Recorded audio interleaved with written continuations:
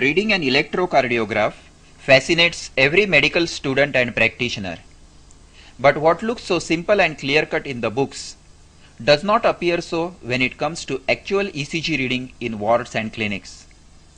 This cassette aims to solve this problem by developing an eye to pinpoint the abnormalities and analyze them systematically.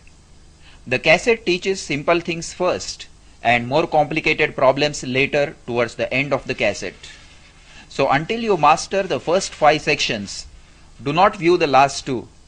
Study each section individually through rewind and replay and master it before proceeding to the next.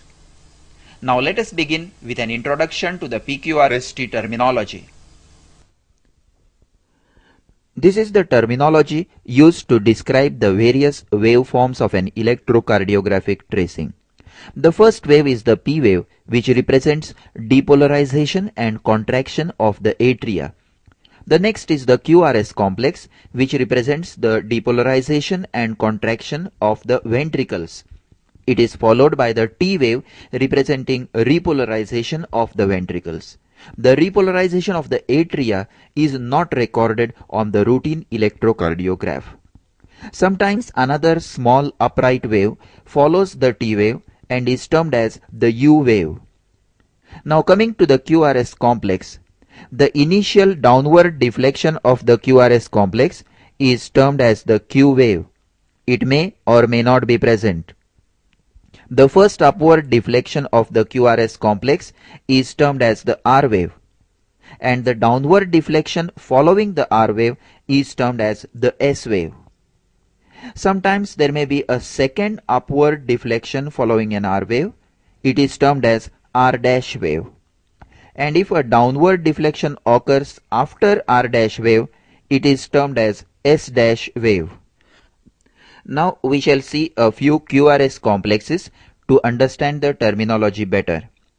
Here we see a small R wave and a deep S wave, an RS pattern.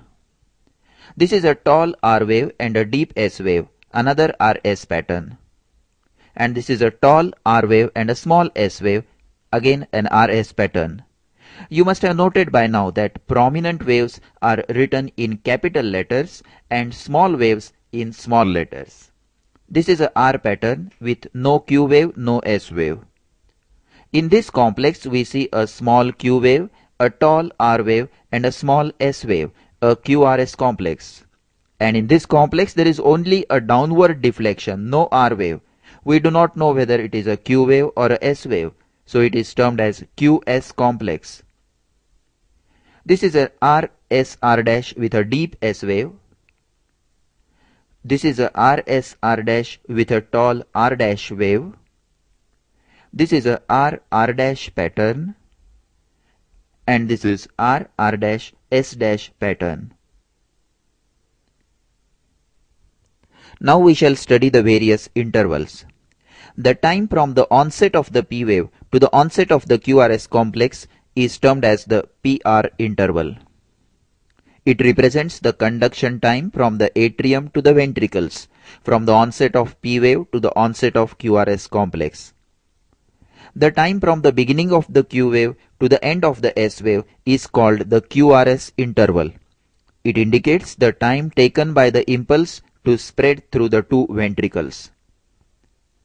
The time from the beginning of the Q wave to the end of the T wave is called the QT interval.